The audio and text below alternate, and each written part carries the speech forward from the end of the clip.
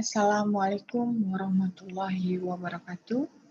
Alhamdulillahirabbil alamin wassalatu wassalamu ala asrofil anbiya'i wal mursalin wa ala alihi wa ashabihi ajmain. Amma ba'du.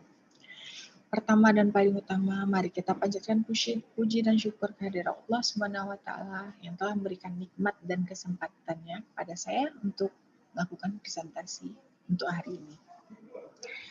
Baiklah, saya tidak akan memperpanjang mukadimah, saya akan membagikan presentasi saya.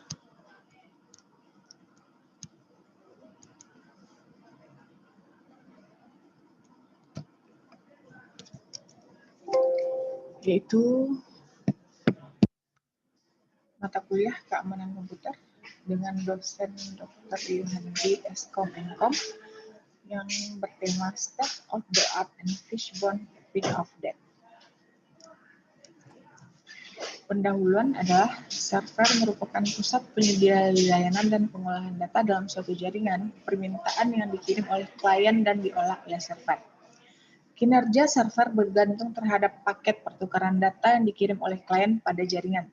Dalam suatu jaringan, administrator bertindak untuk memberikan kenyamanan sehingga dibuat monitoring server agar dapat melihat tingkat kinerja server. Serangan DOS adalah jenis serangan terhadap sebuah komputer atau server di dalam jaringan internet dengan cara menghabiskan sumber resource yang dimiliki oleh komputer tersebut, sampai komputer tersebut tidak dapat menjalankan fungsinya dengan benar sehingga secara tidak langsung mencegah pengguna lain untuk memperoleh akses layanan dari komputer yang diserang tersebut. Peak of Death sendiri adalah serangan denial of service yang disebabkan oleh penyerang. Penyerang dapat mengirim paket IP lebih dari 65.536 byte yang diizinkan oleh protokol IP. Ini adalah satu fitur protokol TCP/IP dengan memecah belah paket yang masuk menjadi subpaket. Perbandingan penelitian yang saya lakukan tentang Peak of Death. Ada 3 jurnal yang saya masukkan ke dalam ini. Yang pertama adalah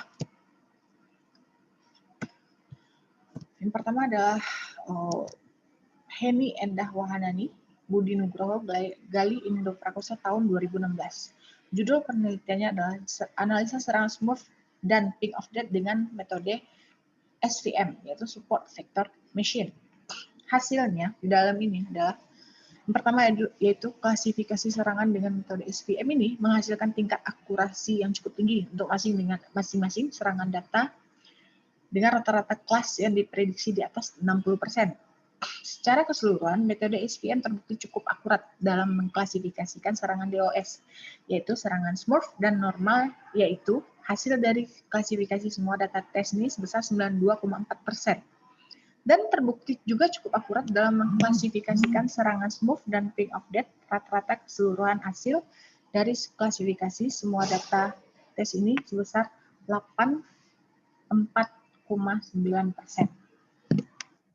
Yang kedua, yaitu dari Irfan Kurniadi H. Irsan Taufik Ali tahun 2018. Yang judulnya Kajian Penerapan Metode Intrusion Prevention Sistem Jaringan, Internet, dan Intranet di Universitas Riau. Hasilnya yaitu yang pertama Snort Network Intrusion Prevention System atau NIPS sangat cocok dikonfigurasikan pada sistem operasi Linux Ubuntu karena kemudahan dalam penggunaan dan kecocokan komponen utama dan komponen pendukung untuk mengkonfigurasikan Snort NIPS pada sistem operasi Linux Ubuntu.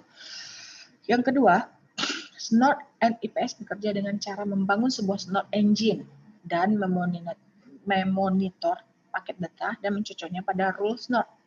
Jika paket data diidentifikasi sebagai serangan, rule akan memerintahkan firewall atau IP tables untuk memblok serangan tersebut. Yang ketiga yaitu suatu serangan dapat terdeteksi atau tidak oleh Snort engine tergantung pada pola serangan yang ada pada rule database Snort. Jika pola serangan tidak terdefinisi pada role database tersebut, maka serangan akan dianggap sebagai paket data biasa saja. Yang ketiga yaitu oleh Rudi Suwanto, Ikhwan Ruslianto, Muhammad Diponegoro tahun 2019. Judul penelitiannya adalah Implementasi Intrusion Prevention System IPS menggunakan Snort dan IP table pada monitoring jaringan lokal berbasis web. Hasil dari ini adalah yang pertama, dalam pengujian sistem SNOR yang telah dilakukan selama 20 kali percobaan untuk mendeteksi paket serangan peak of death ini dan port scanning. Keberhasilan sistem dalam mendeteksi serangan sebesar 90% untuk serangan peak of death dan 85% pada serangan port scanning. Sistem lebih baik saat mendeteksi pada serangan peak of death ini, dikarenakan serangan tersebut hanya memfokuskan diri pada satu titik, yaitu titik port, yaitu ICMP. Yang kedua yaitu pencegahan serangan menuju port atau ICMP, TCP, dan UDP. Pada penelitian dapat diatasi menggunakan IP table dengan aksi accept, reject, and drop. Aksi IP tables dapat berjalan dengan kecepatan nilai rata-rata accept 2,27 detik, reject 1,42 detik, drop 5,0 detik untuk mencegah aktivitas yang dianggap serangan oleh administrator. Yang ketiga yaitu kinerja CPU server awal adalah 4%. Pada saat server menerima serangan ping of death ini, terjadi kenaikan kinerja CPU server sebanyak sebesar 15,3% dan mendapatkan kenaikan sebesar 58,1% untuk serangan port scanning sendiri. Dari pengujian port scanning ini, Intense Scan plus UDP dapat dilihat pada tabel 59, ada di gambar jurnalnya, tidak saya masukkan.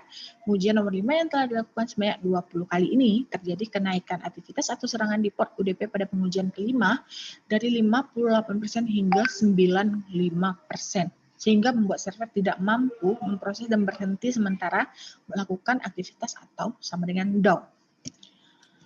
Ini gambar dari state of the art penelitian terdahulu. Ping of death, ini dari 3 jurnal yang saya ambil.